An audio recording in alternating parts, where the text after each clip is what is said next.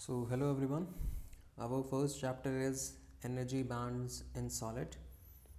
ये चैप्टर शुरू करने से पहले हम थोड़ा इंट्रो जान लेते हैं, फिर हम इसके मेन कॉन्सेप्ट्स में जानेंगे। सबसे पहले इंट्रोडक्शन में हम बात करेंगे इस चैप्टर की। तो हम इसमें क्या डिस्कस करेंगे? हम इसमें डिस्कस करेंगे fundamental atomic properties that give rise to discrete electronic energy levels within the atoms. तो हम ऐसे एटॉमिक प्रॉपर्टीज़ की बात करेंगे जिसकी वजह से हमारे जो एनर्जी लेवल्स हैं ना, वो कॉन्टीन्यूस ना होके ऐसे डिस्क्रीट लेवल्स आ जाते हैं। ये हमारे पास डिस्क्रीट लेवल्स हैं। ये energy level E1, E2, E3, E4, E5 ये हमारे एनर्जी लेवल्स हैं। और जब हम उसको और एक्सप्लोर करें तो अब हम ऑब्ज़र्व करेंगे कि जो डिस्क्रीट एनर्जी लेवल्स हैं ना, ये ट्रांसफॉर्म हो जाएंगे एनर्जी बैंड्स की फॉर्म में। ये जो हमारे पास 5 एनर्जी लेवल्स हैं, ये बैंड्स की फॉर्म में हो जाएंगे। जैसे कि ये कंडक्शन बैंड हुआ और नीचे हमारा एक और बैंड हुआ जो हम डिस्कस करेंगे। अभी हम बस एक डिस्कशन कर रहे हैं कि जब हम इसके जो हमारे energy band in solid chapter है, जब हम इसको हम डिस्कस करेंगे तो हम सबसे पहले हम देखेंगे कि जो इलेक्ट्रॉनिक्स एनर्जी लेवल है वो ऐसे लेवल्स की फॉर्म में आ रहे हैं हमारे पास। ये जो हमारे इलेक्ट्रॉनिक एनर्जी लेवल बन रहे हैं और फिर ये ट्रांसफॉर्म हो रहे हैं बैंड्स की फॉर्म में। यहाँ पे बैंड्स हैं, एनर्जी बैंड्स, और यहाँ पे एनर्जी लेवल्स हैं। तो ये चीज़ हम डिस्कस करेंगे इस चैप्टर में। फिर हम बैंड स्ट्रक्चर को समझेंगे, जो यहाँ पे ये बैंड्स हैं हमारे। और उसके बाद इसी बैंड, ये जो हमने बैंड्स यहाँ पे फॉर्म हुए, इससे हम समझेंगे क्लासिफिकेशन मटेरियल की, कि कौन सा मटेरियल इंसुलेटर है, सेमीकंडक्टर है, मेटल है। तो बैंड्स की हेल्प से हम डिफ्रेंशिएट कर पाएंगे कि कौन सा जो एलिमेंट है, मटेरियल है, वो इंसुलेटर है, सेमीकंडक्टर है, या कुछ मेटल, या कह लो कंडक्टर कह लो। मेटल की जगह यहाँ पे हम कंडक्टर भी लिख सकते हैं, कंडक्टर है। तो हम ये सब चीज़ इस चैप्टर में पढ़ेंगे। सबसे पहले हमने बैंड्स का देख लिया कि बैंड्स होते हैं, एनर्जी लेवल्स होते हैं। तो और डीप में जाए तो उन बैंड्स एनर्जी लेवल्स में क्या होता है? चार्ज पार्टिकल्स, इलेक्ट्रॉन हम बात करें, चार्ज पार्टिकल है। तो इलेक्ट्रॉन का चार्ज और मास हमें पता होना चाहिए। तो इलेक्ट्रॉन का चार्ज होता है 1.6 इंटू 10⁻⁻⁹ कूलम। ये सी हमें बताता है कूलम, चार्ज की यूनिट है ये। और मास है 9.1 इंटू 10⁻31 किलोग्राम। तो हमने इलेक्ट्रॉन का चार्ज भी जान लिया, मास भी जान लिया। अब हम बात करते हैं क्वांटिटी। ये फैक्ट नहीं पता होता लोगों को, तो समझ नहीं पाते हैं। तो हम बिल्कुल बेसिक से स्टार्ट कर रहे हैं, फिर धीरे धीरे लेवल बढ़ाएंगे और एडवांस टॉपिक की तरफ जाएंगे। तो सबसे पहले हम बात करते हैं इलेक्ट्रॉन क्वांटिटी की। अगर हम देखें कि जो हमारा चार्ज था वो इलेक्ट्रॉन के ऊपर क्या था? चार्ज पर इलेक्ट्रॉन इज़ 1.6 इंटू 10⁻⁻⁹ कूलम। ये हमारा एक इलेक्ट्रॉन पे जो चार्ज होता है वो ये है हमारे पास। अब हमें जानना है कि एक कूलम में कितने नंबर ऑफ इलेक्ट्रॉन्स होते हैं। ये हमें जानना है, कितने इलेक्ट्रॉन्स होते हैं। तो एक कूलम यहाँ पे है, राइट हैंड साइड पे हमारा जो एक कूलम है। तो हम इस इक्वेशन को हम ऐसे भी लिख सकते हैं, 1 कूलम जो राइट हैंड साइड है हमारी इज इक्वल टू, जब हम 1.6 को नीचे ले जाएंगे, 1.6 इंटू 10⁻⁻⁹, ये वाला पार्ट जो है हम लेफ़्ट साइड से नीचे लेंगे, तो हम देख सकते हैं कि जो हम यहाँ पे स्टेप पे आए कि नंबर ऑफ इलेक्ट्रॉन पर कूलम क्या हो जाएगा, उसकी जो चार्ज है हमारा उसका रेसिप्रोकल कर देंगे बस हम। तो उससे हमारे क्या आ जाएंगे, नंबर ऑफ इलेक्ट्रॉन एक कूलम में। तो ये जो हमारा 6 इंटू 10⁸ इलेक्ट्रॉन आया है, ये है number of electrons in 1 coulomb. इतने ज़्यादा इलेक्ट्रॉन होते हैं एक कूलम में, 6 इंटू 10⁻18 इलेक्ट्रॉन्स। इतने इलेक्ट्रॉन्स होते हैं एक कूलम के अंदर। तो ये हम क्यों डिस्कस करें ये आगे जाके पता चलेगा, लेकिन अभी क्वांटिटी देखो इनकी, कितने ज़्यादा इलेक्ट्रॉन की बात कर रहे हैं सिर्फ एक कूलम चार्ज के ऊपर। इतने सारे इलेक्ट्रॉन। और हम चार्ज का डिस्कस कर लिया, अब हम देखते हैं करंट का। करंट क्या होता है? Charge per unit time is current, Q by T।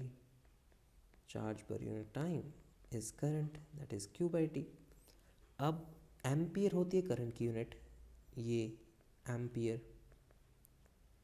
और इस इक्वेशन के थ्रू हम लिख सकते हैं 1 ampere is equal to 1 coulomb per second, क्योंकि एम्पियर हो गई करंट की यूनिट, चार्ज की यूनिट क्या होती है? कूलम, टाइम की यूनिट सबको पता है सेकेंड। सो हम लिख सकते हैं 1 ampere is equal to 1 coulomb per second. उसी तरह जो पीको एम्पियर होता है, ये पीको एम्पियर है। पीको एम्पियर क्या होता है? Pico ampere is equal to 1 pico ampere is equal to 10 raise to power minus 12 ampere. मतलब 10 रेज टू पावर माइनस 12 जब हम 1 एम्पियर से मल्टीप्लाई करेंगे तो हमारे पास 1 पीको एम्पियर आएगा। हम बहुत ही छोटे करंट की बात कर रहे हैं, उसकी जो मैग्नीट्यूड है वो बहुत ही मिनिमम से भी मिनिमम कह लो, इतना छोटा करंट की बात कर रहे हैं हम। तो हम ये बात क्यों कर रहे हैं इतने छोटे करंट की, वो देखते हैं। तो हम 1 pico ampere is equal to 10 raise to power minus 12 ampere ऐसा लिख सकते हैं। और एम्पियर को हम कूलम पर सेकेंड भी लिख सकते हैं। तो हम ये लिख सकते हैं कि 1 pico ampere is equal to 10 raise to power minus 12 coulomb per second. तो हमने ऐसे लिख दिया।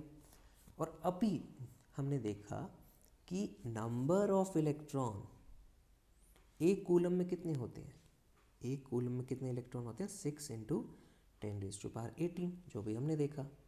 अब इसको हमने जो 6 इंटू 10 रेज टू पावर 18 है, इसको 10 रेज टू पावर माइनस 12 से मल्टीप्लाई किया और 1 सेकेंड से डिवाइड करा। क्यों करा? क्योंकि हमें फाइंड करना है कि एक पीको एम्पियर में कितने इलेक्ट्रॉन होंगे।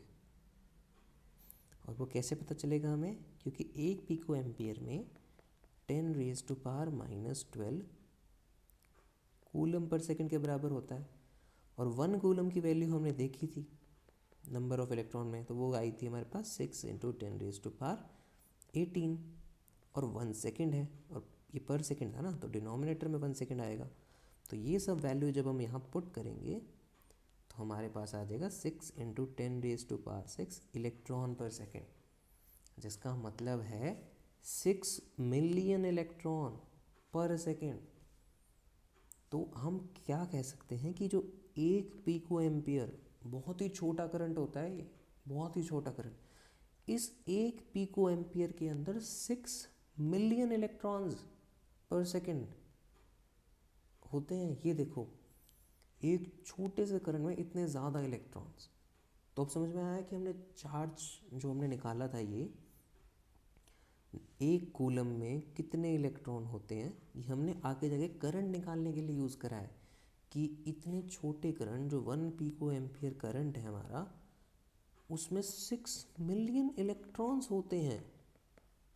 हम क्वांटिटीज़ देखो, हम क्या बात कर रहे हैं, एक छोटे से करंट में इतने ज़्यादा इलेक्ट्रॉन्स।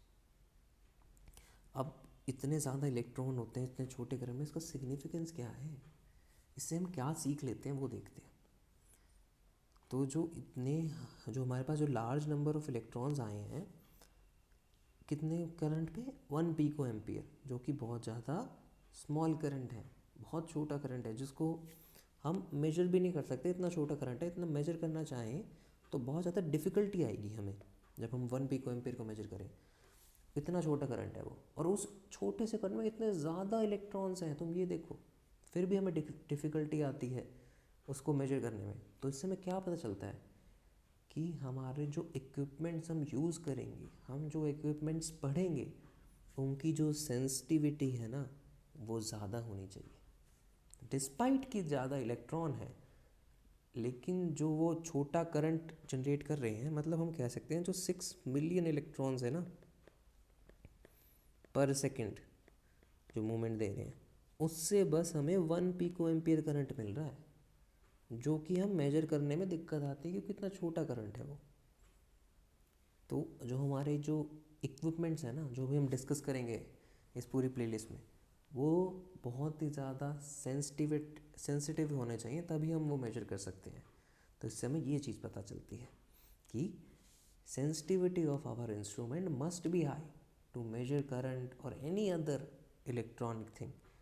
सो ये एक बेसिक थिंग है जो हम समझेंगे धीरे धीरे। जो भी इक्विपमेंट डिस्कस करेंगे उसको सेंसिटिविटी को भी जानेंगे, कैसे यूज़ करते हैं हम वो भी समझेंगे। अभी के लिए बस हमें ये जान लेते हैं कि एक पिको एम्पियर में 6 मिलियन इलेक्ट्रॉन पर सेकंड होते हैं। डिस्पाइट इतने ज़्यादा इलेक्ट्रॉन के वो एक छोटा करंट है, बस ये समझना है अभी, क्योंकि इंट्रोडक्शन है अभी। हम अभी और डेप्थ में जाएंगे हर एक टॉपिक के, अभी सब इंट्रोडक्शन चल रही है। और अब अभी हमने इलेक्ट्रॉन के बारे में डिस्कस कर लिया, तो अब आयंस क्या होती हैं। जब एक एलिमेंट से इलेक्ट्रॉन लेफ्ट कर जाए तो उसमें पॉजिटिव पार्ट ज़्यादा हो जाता है, तो उसको हम आयन बोल देते हैं, तो वो पॉजिटिव होती है, पॉजिटिव आयन। अब इसका जो चार्ज है वो क्या होता है, जो चार्ज है ना पॉजिटिव आयन का, वो अपोजिट साइन का होता है इलेक्ट्रॉन के, और इंटीग्रल मल्टीपल होता है वो। मतलब अगर हम बात करें एक सिंगली आयनाइज है पार्टिकल है, तो उसका जो चार्ज है वो इलेक्ट्रॉन के बराबर होगा। और अगर हम कहें एक डबली आयनाइज पार्टिकल है तो उसका चार्ज ट्वाइस होगा इलेक्ट्रॉन के। मतलब हम कह सकते हैं जैसे अगर 1 पॉजिटिव है, कोई भी एलिमेंट ए है, वो ए पॉजिटिव है, तो उसका जो चार्ज है ना वो इलेक्ट्रॉन के बराबर है। अगर वही एलिमेंट डबली पॉजिटिव है, 2 पॉजिटिव, तो उसका जो चार्ज है वो 2 टाइम्स द इलेक्ट्रॉन के बराबर है। यहाँ चार्ज की बात कर रहे हैं हम, मास वगैरह की बात नहीं कर रहे, चार्ज की बात कर रहे हैं कि चार्ज जो आयन का चार्ज है, इलेक्ट्रॉन का चार्ज है, वो इक्वल है। और वो डबली आयनाइज है तो ट्वाइस द इलेक्ट्रॉन है। तो बस हम ये जानने का देख रहे हैं, आयन का चार्ज पॉजिटिव होता है और इलेक्ट्रॉन का चार्ज नेगेटिव होता है। बस हम वही बेसिक डिस्कस कर रहे हैं ना, तो धीरे धीरे हम लेवल बढ़ाएंगे। और जो हम चार्जेस के बारे में डिस्कस कर रहे हैं, तो वो हम चार्जेस लेते हैं पॉइंट साइज मान के। क्यों लेते हैं पॉइंट साइज, क्योंकि जो रेडियस ऑफ इलेक्ट्रॉन है वो 10⁻⁻15 मीटर, इसको हम 1 फेम्टोमीटर भी बोलते हैं। 10⁻⁻15 मीटर, इतना छोटा है वो रेडियस ऑफ इलेक्ट्रॉन। और जो एटम का साइज लें, रेडियस ऑफ एटम, वो 10⁻⁻10 मीटर, मतलब इसे हम बोलते हैं 1 एंगस्ट्रॉम।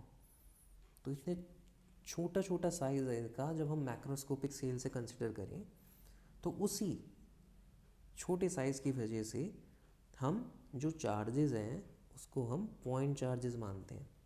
पॉइंट चार्जेस का मतलब हम ये नहीं कहेंगे कि जैसे एक रीजन है ये, तो यहाँ पे ऐसे चार्ज हम बोलेंगे कि यहाँ पे पॉजिटिव चार्ज है एक, ऐसे बोलेंगे नहीं। इसको हम बोलेंगे कि एक छोटा सा पॉइंट है और इस पर पॉजिटिव चार्ज है, वो कंसंट्रेटेड है एक पॉइंट पे पॉजिटिव चार्ज, ये हम मानेंगे। तो इससे हमारा जो आगे के जो भी हम कैलकुलेशंस करेंगे वो सिंप्लीफाई हो जाते हैं। तो हम जो भी चार्जेस को कंसिडर करेंगे आगे, जो भी हम पढ़ने वाले हैं, वहाँ पे सब जगह हम पॉइंट चार्जेस की ही बात करेंगे, क्योंकि इलेक्ट्रॉन का साइज़ कितना है, 10⁻⁻15 मीटर, इतना छोटा साइज़ है। तो इसमें हम ऐसे एक एरिया लेके सॉल्व करें तो वो नॉर्मली हम नहीं करते, क्योंकि काम का जो हमारी कैलकुलेशन है वो लेंदी होंगी। वही आउटकम हमें इस कंडीशन से भी मिल जाता है कि हम पॉइंट चार्ज मान लें। तो ये हम देख लेंगे पॉइंट चार्ज मान रहे हैं हम। और अगर हम यहाँ पे थोड़ा सेमीकंडक्टर के बारे में भी कर लेते हैं बेसिक डिस्कस, तो ये हमारे पास सिलिकॉन सेमीकंडक्टर दे रखा है, सिलिकॉन दे रखा है। तो उसमें हमने देखा इलेक्ट्रॉन जो हैं, 2 सिलिकॉन एटम्स में वो 2 इलेक्ट्रॉन शेयर हो रहे हैं। यहाँ पे 2 इलेक्ट्रॉन्स हमें दिख रहे हैं, ये 2 इलेक्ट्रॉन्स।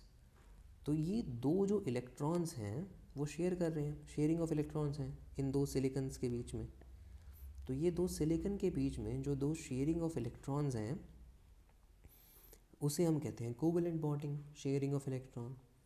अब हम मान लेते हैं कि ये वाला जो इलेक्ट्रॉन है ना, ये जो सेकंड इलेक्ट्रॉन है, ये यहाँ से मूव करके कहीं और चला गया। मतलब कुछ भी थर्मल एजिटेशन हुआ, कुछ भी हुआ, कुछ भी वर्क फंक्शन हुआ, वो यहाँ से बाहर चला गया, मतलब यहाँ नहीं है वो।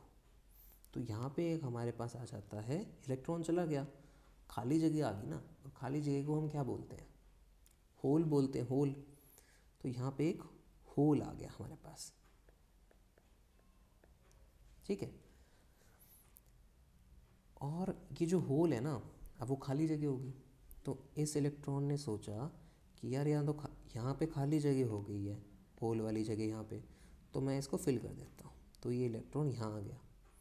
अब इस इलेक्ट्रॉन ने यहाँ वाली जगह तो फिल कर दी, पर अब जो होल है हमारा, वो होल हमारा यहाँ पे आ गया, होल। तो जो होल है हमारी, उसकी मूवमेंट हम क्या कह सकते हैं, होल हमारा इस पोजीशन से इस पोजीशन पे आ गया। तो होल ने हमारी पोजीशन चेंज कर ली है।